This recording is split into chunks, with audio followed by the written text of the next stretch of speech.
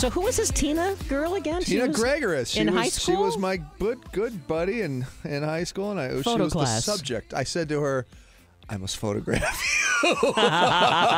And? Well, she's reluctantly agreed because I'd known her for some years. And so you have the photo and you don't want to get rid of it. It's just awful, but it's so fun to look back on that stuff. Anyway, that's Eric Stromer, and he's blushing, and I'm Cindy Dole, and you're listening to Home Wizards. We thought we'd figure out ways to kind of compress and sort through and maybe, just maybe, digitize to preserve some of those photos and slides and film strips and things that are memories, that are just... and the problem with all these things, because of these 3 kids I have, man, there's so many images that, you do sort of forget. And then once you get back in the hard drive or you look back through the photo album, you realize, oh, this is in my entire existence for that year could be recaptured and reclaimed. And the kids love to watch the home movies. Like my daughter Willow, who's 7, now understands what a knucklehead my older kid was when he was a baby, right? Mm-hmm. So she's gotten to know him as a little kid from these videos. So I think they're imperative, to really retain. So you have old videos in what form? So where are they right now? I have Super 8 because we got into a period, my wife and I, where we were shooting Super 8 video back in the 90s, making music videos and stuff like that, because that's sort of my wife's business. And that film look and that film stock was really popular for a minute.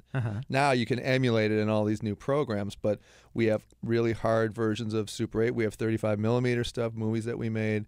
We have photos. We have slides. And where are you they? name it. They're all now digitized. Oh, they are. But there's some stuff that's just sitting in the shed in a box, which I know is not right. Right. And old 3/4-inch tapes. Oh, I've got that. From Beta, all your stuff TV. from when Jim, I'm here at the zoo and I'm looking at the tiger. That's I know you've got about 100 hours of that stuff. I'm Cindy Dole live from Palm Springs. Back to you, Bob. Right? Yep, you got it. And you gotta keep. Well, that there's some stuff. funny moments. Is what it is. Like when what's the all-time best one? There's tons of them, but I got to meet President Reagan and What'd you say Frank to him? Sinatra. I don't know. I can't Did you remember. say hi? I said President hi. I Reagan? think I did.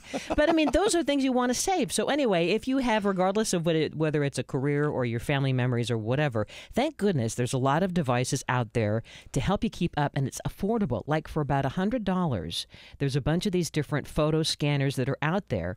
150, maybe 250 tops. It kind of is the size of a printer, right? Right. And one's made by Epson, and there's HP makes others, but the upshot is that you have an area kind of like by 10 by 12 or 8 by 12 to put out photos or slides or whatever, and then you're getting like a sheet at a time. Yeah, there's a feature on these better scanners where you can actually have it scan individual images on the top, so that you don't have to sit there and keep putting, like an old printing press, right? Yes. It can do one scan at a time of multiple images. Yeah, and so again, the idea is that there's for $150, $250, you can do it. Some even will scan negatives too, which is a good thing. Which is amazing. Yeah. And just some tips and tricks. Just make sure you know that some of the scanners are a little on the slow side, so you're going to have to be patient.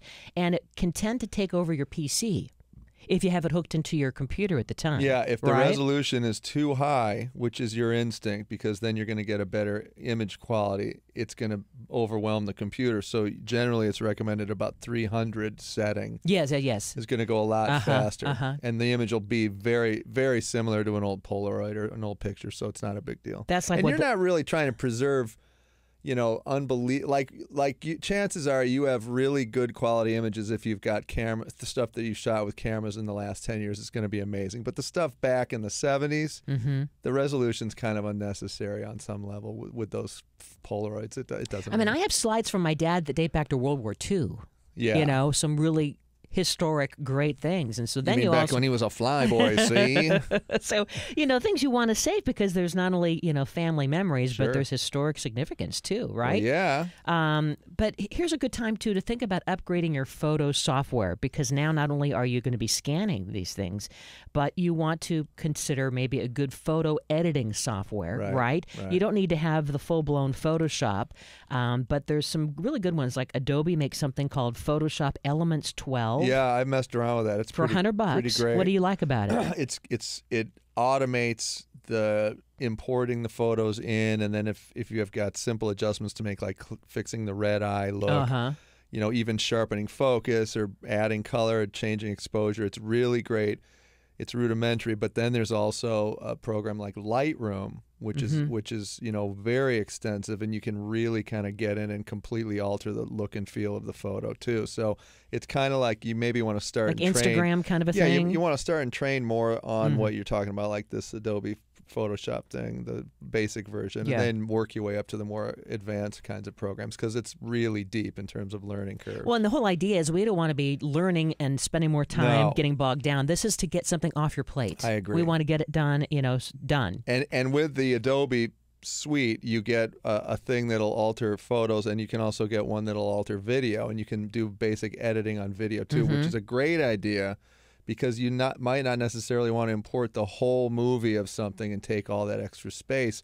You may want to do a quick edit and cut out all the junk that you don't need, right? Or if you don't have time to look at those 3/4-inch videotapes, or I also have beta, and you said you had Super 8. Sure. There are these different kind of conversion analogs that you can get that are, again, inexpensive for Mac. It's $80. It's this thing called the Roxio. Yeah. Easy VHS to DVD. Right, because you got to plug those old cables. You're going to save those Jane Fonda exercise videos. What are you kidding me? I know I'm you're playing them right now. They're in studio. I'm wearing the outfit.